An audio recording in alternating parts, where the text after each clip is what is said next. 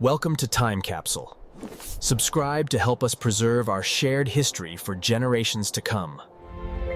What happens when you spend your entire life in the halls of power, yet refuse to let that power corrupt you?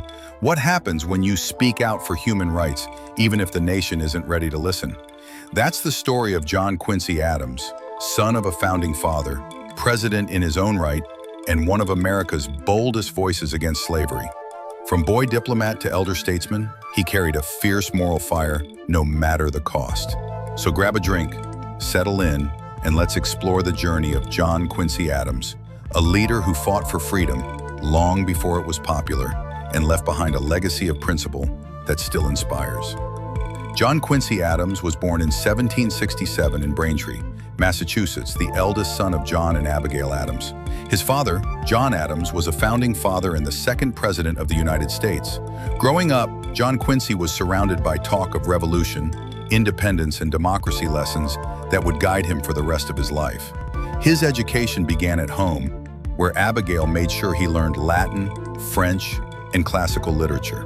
By 12, John Quincy was accompanying his father on diplomatic missions to Europe, absorbing politics firsthand. He learned to navigate royal courts, studied at universities in Paris and Leiden, and even served as a translator during negotiations that would help end the Revolutionary War. By the time he returned to America as a young man, he was one of the best-trained diplomats in the country. He went on to Harvard, finished his degree, and launched a legal career. But public service was in his blood. At just 26, George Washington appointed him U.S. Minister to the Netherlands, making John Quincy one of America's youngest ambassadors ever. From there, his reputation grew.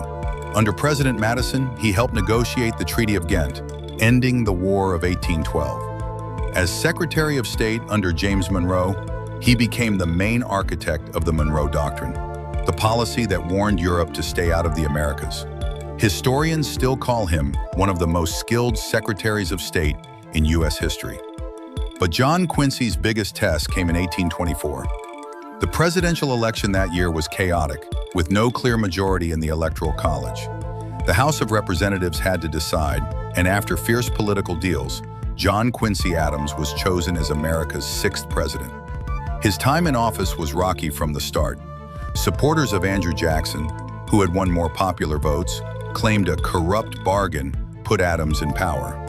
He faced constant attacks, even though he had a bold vision, promoting science, roads, canals, and national education.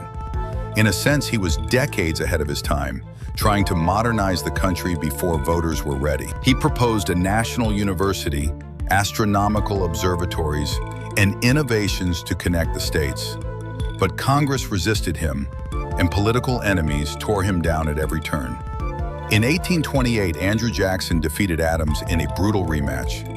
Adams was crushed politically, but he refused to be bitter. Instead of retiring, he did something incredible. At 64, John Quincy ran for Congress and won. He became one of the only ex-presidents to serve in the House of Representatives. There, free from the chains of presidential politics, he found his true voice.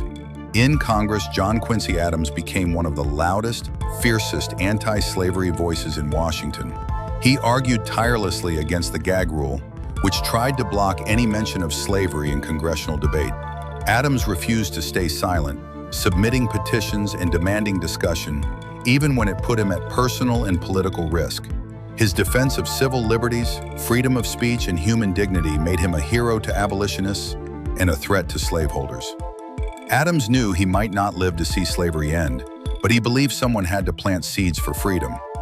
In that fight, he showed more courage and moral clarity than most politicians of his era.